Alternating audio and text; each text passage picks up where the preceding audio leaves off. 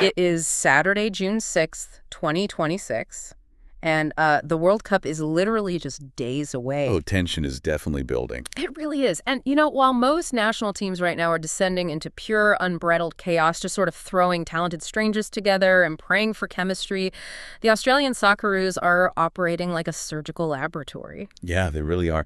And you have to remember, this level of surgical precision, it didn't just happen by accident. Right. It was forged in an absolute crisis. Yeah. I mean, they're fielding a team right now that mathematically shouldn't be disorganized, given where they were just 2 years ago. Exactly. So whether you are a die-hard football tactician who loves analyzing every single passing lane, or maybe you just want to be the smartest person at your World Cup watch party next week, this deep dive is your ultimate shortcut to being well-informed. Absolutely. We're taking you right inside the camp of the Australian national football team. We're going to analyze their fascinating tactical evolution, evaluate their unique systemic strengths, expose some pretty glaring weaknesses, and spotlight the explosive rising stars they are bringing to North America. And crucially, we're going to break down exactly how they plan to survive the absolute tactical gauntlet that is Group D. We're talking matches against Turkey, the USA, and Paraguay. Okay, let's unpack this. Because to really understand what the Soccers are going to do on the pitch in a few days, you first need to understand the dramatic, almost cinematic shift in who is actually leading them off the pitch. Yeah, it's a crazy story. If you go back to the start of the third round of AFC qualification, so late 2024, Australia hit a massive structural wall under their manager at the time, Graham Arnold. Oh, it was bad. It was. They suffered a historic, frankly shocking 1-0 loss to Bahrain. Down on the Gold Coast, right? Exactly. And that wasn't just a fluke result. It was followed immediately by a deeply frustrating 0-0 draw with Indonesia. Right. The offensive system was just completely broken. They were heavily favored in those matches, yet they couldn't generate a single creative spark to break down a defense. Yeah, the vibes were just terrible. The spirit of that magical 2022 World Cup run they had, it felt completely gone. So Arnold resigns, and in steps Tony Popovich. Oh. And the turnaround is immediate. He takes them on an undefeated 8-match run. They beat Japan 1-0 in Perth. Which was a massive statement. Massive. And then they pull off this gritty 2-1 comeback against Saudi Arabia and Jeddah to secure direct qualification. It was night and day. But it wasn't just the results on the scoreboard that changed, right? It was the entire DNA of how the team operates behind closed doors. Yeah, and what's fascinating here is the granular, almost obsessive nature of Popovich's preparation. He's a manager who looks at details most international setups completely ignore. Like what? Well, national teams usually don't have time to build club-level culture. Yeah. But Popovich forced a complete overhaul. He brought in a sports dietitian, Julie Meek, literally on day one. He banned lollies, sweets, from team meetings immediately. And he's handing out specialized orthopedic pillows during training camps. That's next level. Yeah, he's giving players highly regimented sleep schedules to combat jet lag on those long flights across time zones. Mm-hmm. One of his assistants literally called him part machine. Part machine. Which, honestly, that makes me think of an analogy. Popovich's management style sounds exactly like a Formula One pit crew chief. He's hyper-optimizing every single nut and bolt off the track. That's a great way to put it. But I have to push back a bit here. Does optimizing sleep schedules and handing out pillows genuinely translate to tactical success on a chaotic football pitch? Or does it just risk overcomplicating things for players who just want to go out and play? We have to look at the context. In a tournament like the World Cup, travel fatigue and physical recovery are the silent killers. Sure. By controlling the controllables, the diet, the sleep, the spinal alignment on a plane. Popovich is trying to give his players the absolute best physical foundation to execute a highly complex tactical system. Because when you're tired, you make bad decisions. Exactly. And his tactical blueprint requires total mental sharpness because he moved them entirely away from the traditional 4-3-3 formation that Graham Arnold used. And just for the listener at home, a 4-3-3 is your standard balanced football shape.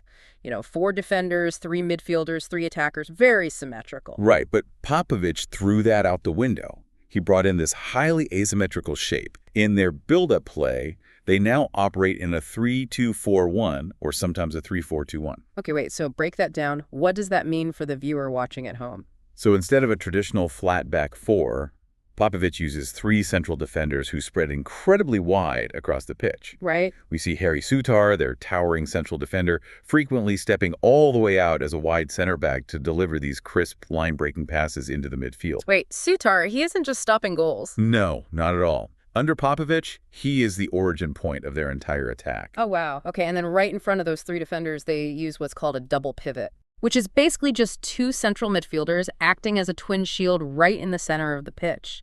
They compress the middle, making it incredibly hard for opponents to pass through them. Yep, it locks down the center. But then, as Australia moves into the attacking third, the shape morphs again, right? It becomes a 3-2-5. You literally have 5 Australian players forming a flat line across the very top of the pitch, physically stretching the opposing defense as wide as humanly possible. Yeah.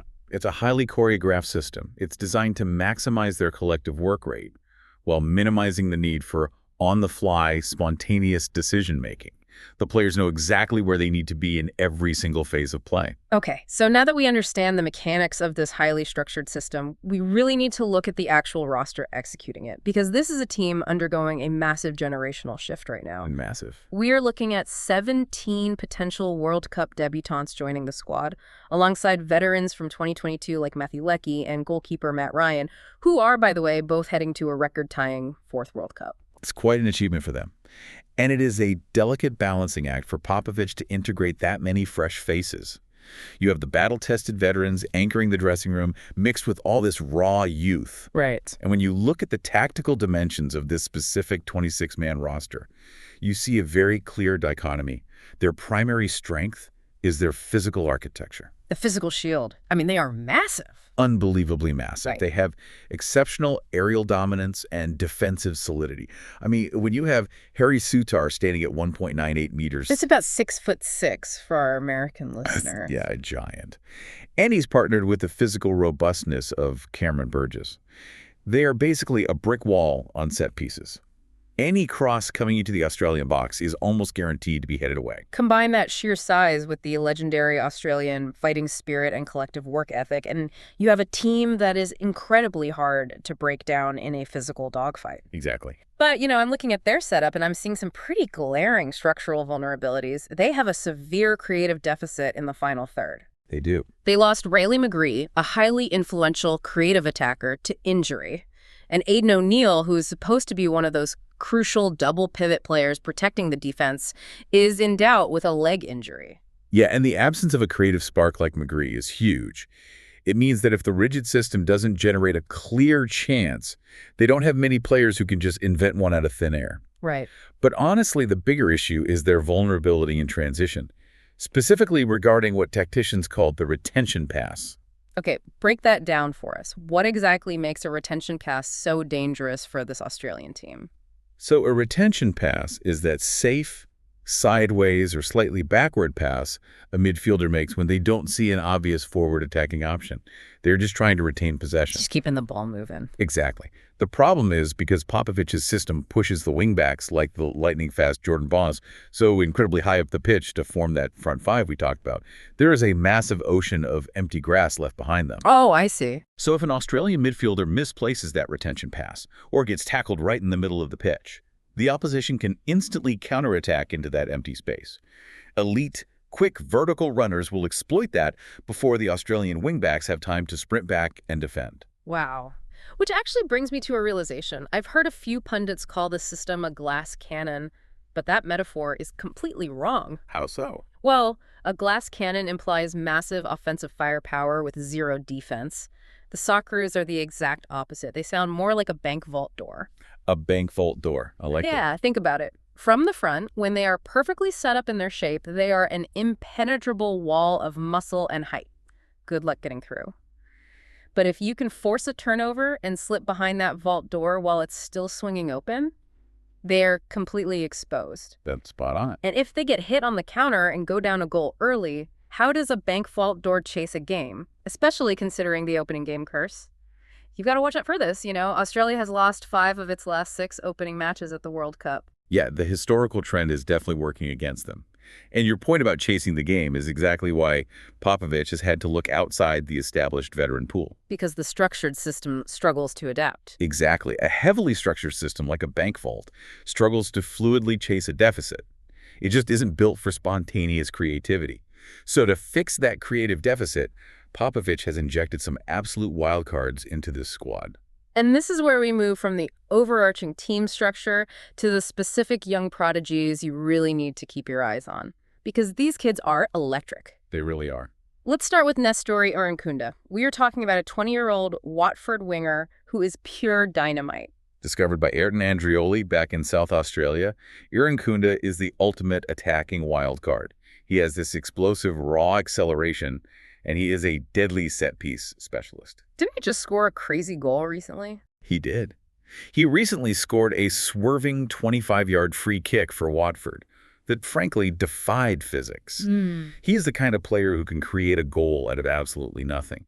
When the rigid tactical system gets bogged down and can't find a way through, Irankunda is the skeleton key. But there is a massive catch with him. He is highly volatile. In his final A-League season before moving to Europe, he actually had more yellow cards, 9 of them, than he had goals, which was 8. Yeah, the discipline is a concern. So here's where it gets really interesting.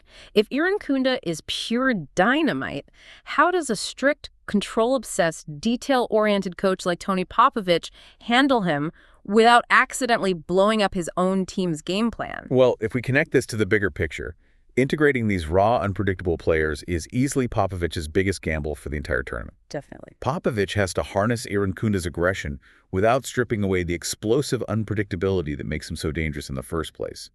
Tactically, he will almost certainly be used as an impact substitute. So coming off the bench. Right. A chaotic weapon to unleash against tired defenders in the final 20 minutes of a match, rather than a starter burdened with really complex defensive responsibilities from minute 1. Makes sense. And Irankunda isn't the only teenager making waves. We have to talk about Lucas Harrington. This kid's rise is just absurd. It really is. He's an 18-year-old center back for the Colorado Rapids. He stands 1.92 meters tall. He went from the A-League to MLS for a record $1 million fee, and he immediately became the youngest player in MLS history to play every single minute of the regular season so far this year. Yeah, Harrington is a defensive prodigy. But what he brings to this specific Australian system is elite passing range. Remember how we talked about the center backs needing to step up and deliver line-breaking passes? Yeah, taking on that distributor role. Exactly. Harrington does that with incredible composure for an 18-year-old. He actually won man of the match in his senior international debut against Cameroon purely because he could initiate the attack so cleanly from deep. That's incredible. And to round out these wild cards, Popovich also brought in Christian Volpato, the 22-year-old Sassuolo playmaker. Volpato literally just switched his international allegiance from Italy to Australia. Which is huge. Yeah, it's a massive injection of creative, Italian-trained flair right into their midfield. And then you have Tate Yengi from Machida Zelvia in Japan. Yengi is nearly 2 meters tall and plays like an absolute aerial battering ram. Popovich isn't just bringing kids for the experience, is he? He is assembling very specific profiles. No, not at all. He has his towering defensive distributors, his chaotic creative wild cards, his Italian-schooled playmakers, and his physical target men. The question now is how he deploys these specific weapons against the wildly unique tactical threats they will face in Group D. Right, let's map out exactly how Australia will match up against their 3 distinct opponents. The good news for Australia is that they are based entirely on the West Coast, Vancouver, Seattle, and Santa Clara. Yeah, in a tournament hosted across an entire continent, avoiding massive cross-country flights is going to massively minimize their travel fatigue. Logistically, it's a huge advantage. And it pairs perfectly with Popovich's obsession with sleep and recovery, right? Oh, absolutely. Yeah. But tactically, Group D is a minefield of conflicting styles. Okay, so if this group is a gauntlet, the first trial on June 13th or 14th in Vancouver is a massive test of emotional discipline against Turkey. Vincenzo Montella's Crescent Stars play an intense 4-2-3-1, and they are led by absolute superstars.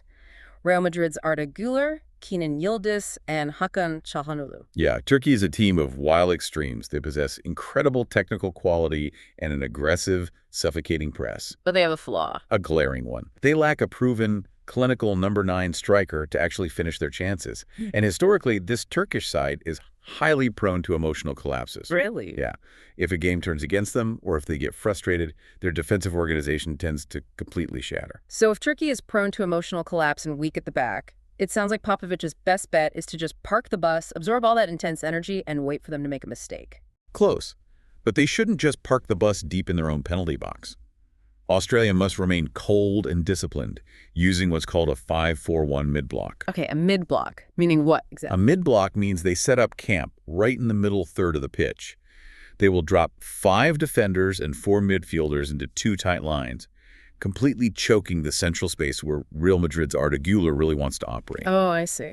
They force Turkey to pass side to side, frustrate them, absorb that emotional press, and then punish Turkey's weakness against set pieces by targeting their giants, Sutar and Yengi, in the air. Frustrate them until they crack. I love it. Okay, so once you survive that emotional test, the next challenge on June 19th or 20th in Seattle is a pure test of structural integrity against the United States. A very different game. Very.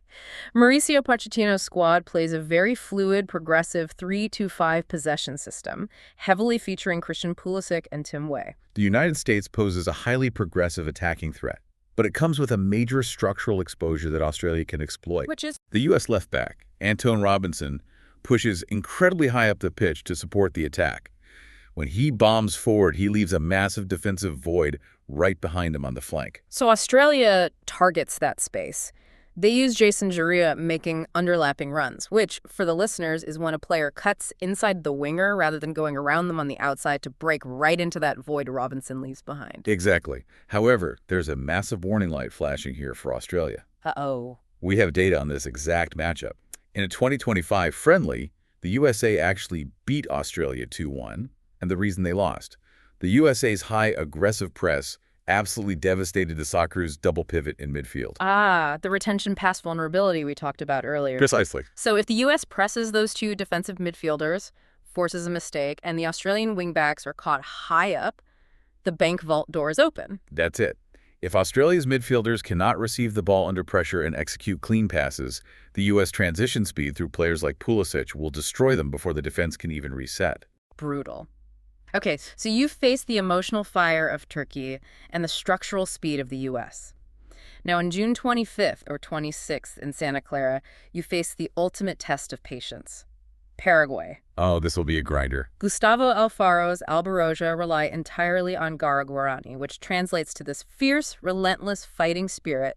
They play a deeply pragmatic, suffocating 4-4-2 low block. Very defensive. To give you an idea of how defensive they are, they averaged just 37% possession in qualifying. That's the lowest in all of South America. And they only conceded 10 goals in 18 games. They basically dare you to try and pass through them. They are defensively resolute, absolutely, but their weakness is scoring. They suffer from severe historical goal-scoring struggles, averaging an abysmal .78 goals per game in qualifying. Oh, that's low. Yeah, because they willingly surrender possession, they rely entirely on lightning-fast vertical counterattacks through Premier League players like Miguel Almiron and Julio Enciso. So Australia must match the sheer physical intensity of guys like Andres Cubas, Gustavo Gomez, and Omar Alderete in the midfield. But they absolutely cannot fall into the trap of playing slow, horizontal possession just because Paraguay gives them the ball, right? Yeah. Because that is exactly what will trigger Paraguay's counterattacks. And this raises an important question. If Paraguay actively wants Australia to have the ball, and Australia naturally lacks the creative interior playmakers to pick the lock of a deep-packed defense, how do they break them down without exposing themselves to the counter? It feels like the Paraguay match is going to be a high-stakes staring contest. If Paraguay wants us to have the ball so they can counter, and we don't really want the ball because we can't break down a low block, doesn't this match have the potential to be just a brutal, agonizing stalemate? I mean, who blinks first? It could absolutely be a war of attrition. It'll require immense tactical patience from Popovich. This is exactly where the Italian flair of Volpato comes into play as a potential lockpick. Or, Popovich might have to use his physical target men like Yengi to literally pin the Paraguayan defenders back, bombarding them with crosses while hoping an unpredictable wildcard like Irankunda can produce a moment of magic out of thin air. So what does this all mean? Let's bring this deep dive full circle. Sure. The Socceroos are stepping onto the pitch in North America, defined by Tony Popovich's meticulous, detail-obsessed F1-style machine. They are built on a towering, robust physical defense, the bank vault door, Yep. but they are balancing that rigid structure with the raw, explosive youth of players like Mistori Nkunda and Lucas Harrington to solve their creative deficits. And they are walking a terrifying tactical tightrope in Group D against the emotion of Turkey, the speed of the USA, and the sheer grit of Paraguay. It is a fascinating collision of careful, hyper-optimized planning meeting the unpredictable, chaotic reality of tournament football. Popovich has built the machine. Now we see if it can handle the terrain. Well said. And I want to leave you with a final, lingering thought to mull over before the tournament kicks off. Okay. A few days ago, Tony Popovich purposefully held his pre-tournament press conference at the Torrey Pines Golf Course in San Diego. Now, if you know your sports history, you know that is the exact site where Tiger Woods miraculously won the 2008 U.S. Open on a broken leg and a torn ACL. Popovich brought his team to that specific grass deliberately. It is an incredibly potent, heavy symbol to drop on a team right before a World Cup. It really is. So you have to ask yourself, is this a sign that Popovich secretly knows his team is walking into this World Cup tactically fractured, missing key creative pieces, and reliant on pure, sheer willpower to survive the group? Or is it the ultimate psychological masterstroke to forge an unbreakable, defiant mindset in his young players right before they step onto the world stage? We will find out when they face Turkey. Thank you for joining us on this deep dive into the Socceroos 2026 campaign. We hope you watch the matches this month with a brand new tactical lens. Keep your eyes on the space behind the wingbacks, watch for the F1 pit crew efficiency, and let's see if the bank vault holds firm.